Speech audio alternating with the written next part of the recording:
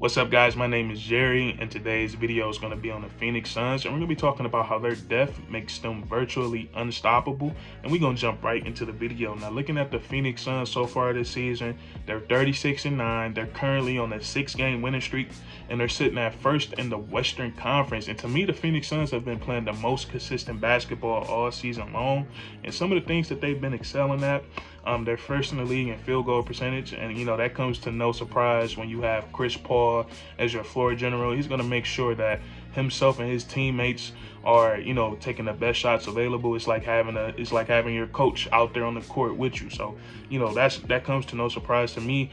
This is a team that's top 5 in both offensive and defensive rating. They're second in the league when it comes to defensive rating, and then they're first in the league, not first but fourth in the league when it comes to offensive rating. So that's really impressive.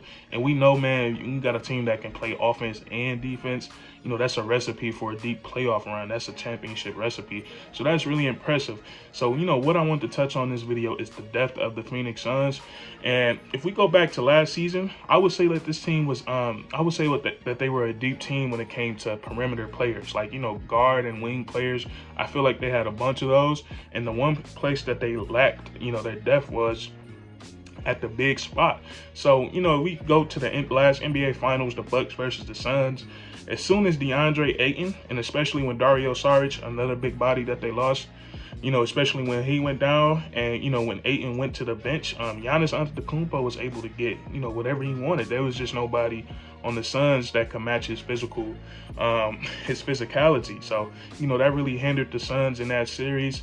And if we fast forward to this season, DeAndre Ayton, he hasn't been available for the Suns all season long, and you wouldn't even be able to tell. I believe Ayton has missed like 18 games so far this season, and they're 15-3 without him. So that's what's really crazy to me, that this team is playing so well, and DeAndre Ayton has missed a huge chunk of time. And DeAndre Ayton, it's not like he's out there, he's not putting up no productive numbers. Like, he's having a crazy season. He's averaging 17 points per game, 11 rebounds, and then he's also having a hell of a he's having a hell of a season on the defensive side of the court too. So that that's a lot that the Suns got to make up for.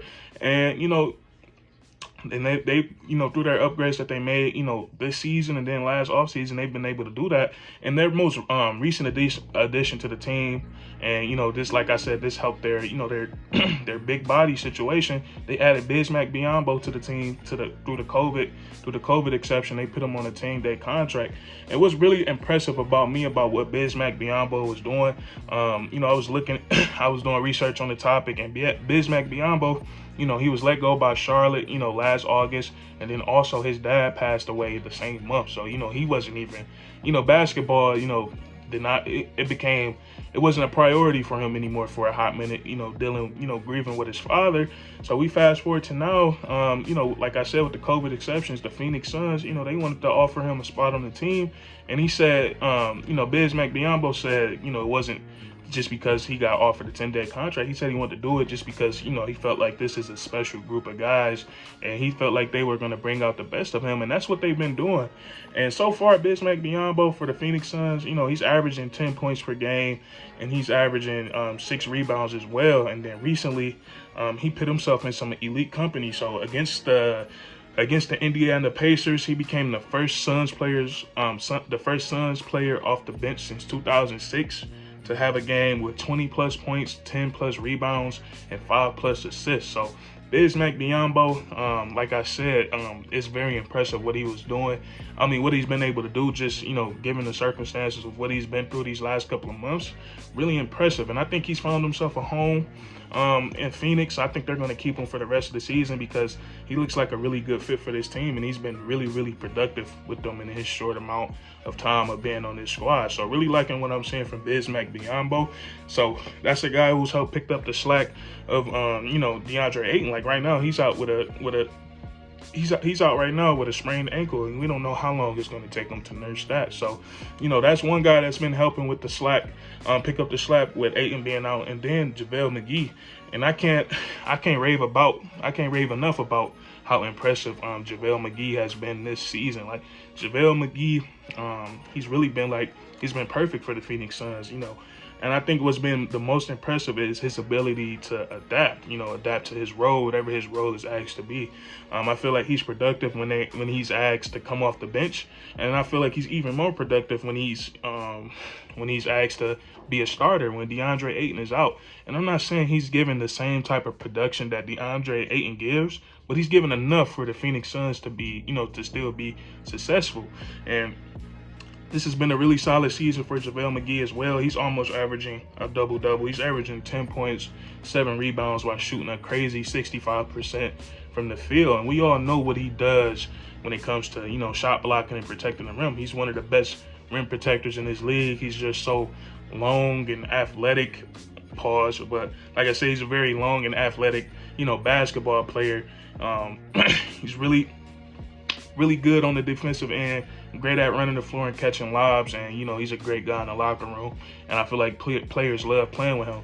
But anyways, fast forward, like I said, Bismack Biyombo and JaVale McGee, they've done a great job of picking up that slack whenever DeAndre Ayton isn't, whenever he hasn't been available.